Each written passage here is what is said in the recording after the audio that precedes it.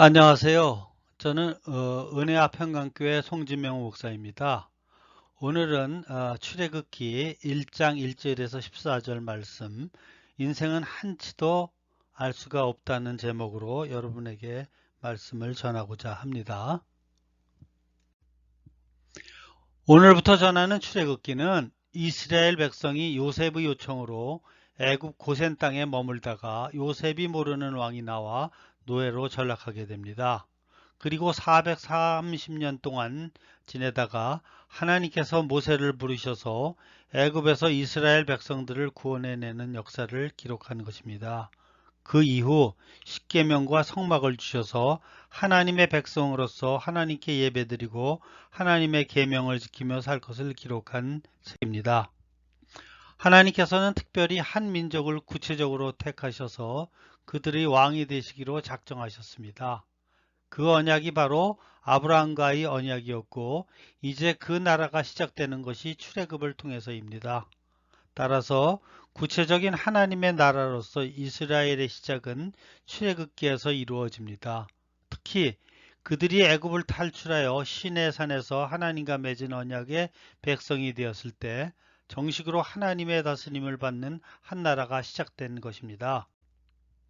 여러분도 인생에서 자신이 계획한 대로 지금까지 살아오고 있는 분 계십니까?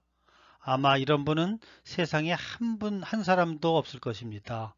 우리는 우리의 인생을 계획하며 살아가지만 누구도 자신의 계획대로 자신의 인생을 살아갈 수는 없습니다.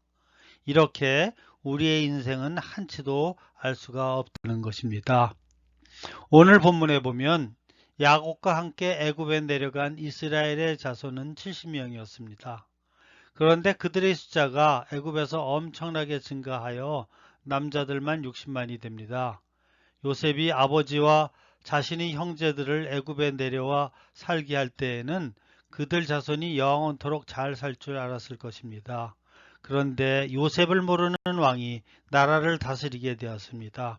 그러자 그렇게 잘 나가던 이스라엘 백성들이 노예로 전락하게 되었습니다. 이것이 인생입니다. 우리는 늘 인생에서 잘 나갈 때면 앞으로 이렇게 인생이 잘 나갈 줄 알고 생활합니다. 그런데 어느 날 사업이 망하고 일자리를 잃고 그렇게 순하던 자식들이 문제아들로 변하고 그렇게 사랑하던 배우자가 마음을 받고 이혼하게 되고 생각지도 않았던 병이 들어 고생하게 하며 살게 됩니다. 이렇게 우리는 우리의 인생을 한치도 알 수 없다는 것입니다. 그러므로 예측하지 못한 일이 닥쳐오더라도 늘 주님께 의지만 하며 살아가는 여러분 되시기를 주님의 이름으로 축원합니다.